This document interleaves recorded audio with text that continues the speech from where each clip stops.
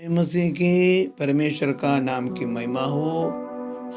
Bible बताती है सब बातों का अंत तुरंत होने वाला है, इसलिए संयमी होकर प्रार्थना के लिए सचेत रहो।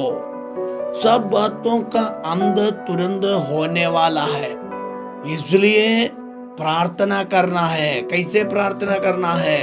संयमी होना है और सचेत होना है।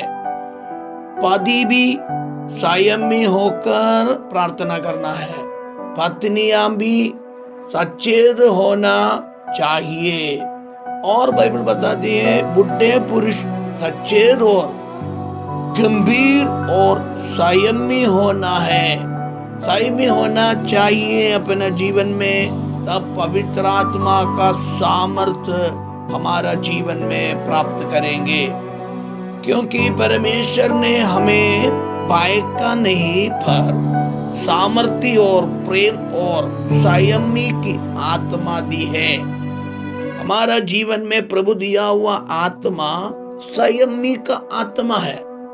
उदाहरण हम देखने समय प्रभु यीशु मसीह ने कहा, किसी मनुष्य को 2 पुत्र दे।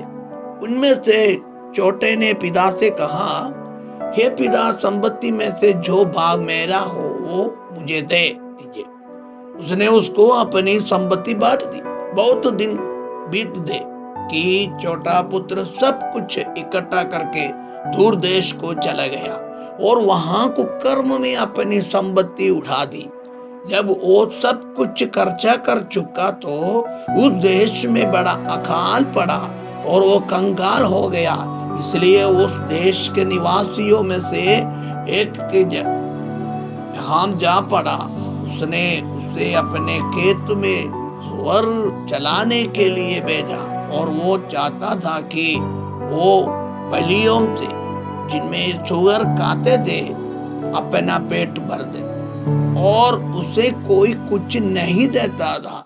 जब वो अपने आप में आया है, मतलब जब वो अपने आप में आया है संयमी होकर और कहने लगा, उनके जीवन में संयमी होकर अपने आप में आया, कहने लगा कि मेरा पिता के कितने ही मजदूरों को भोजन से अधिक रोटी मिलती है और मैं यहाँ भूखा मर रहा हूँ।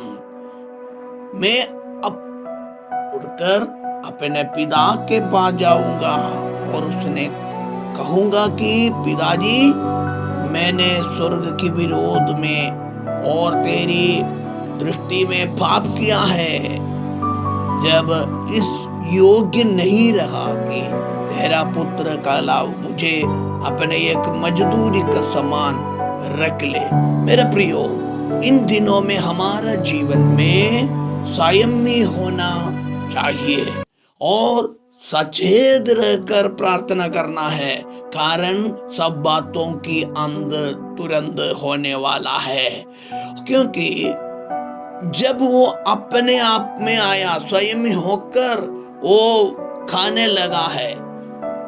आज ये वचन सुनने वाला मेरे प्रियो, सचेत रहकर प्रार्थना करने के लिए और संयमी होकर प्रार्थना करने के लिए बाइबल बताती है, कारण सचेत हो और जागते रहो, क्योंकि तुम्हारा विरोधी शैतान गर्जने वाले सिंह का समान इस खोज में रहता है कि किसको फाट खाए।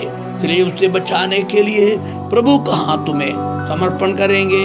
परमेश्वर बड़ा शांति के साथ हमें संभालने वाला है। हमारा सारे जरूरतों को वो पूरा करने वाला परमेश्वर है।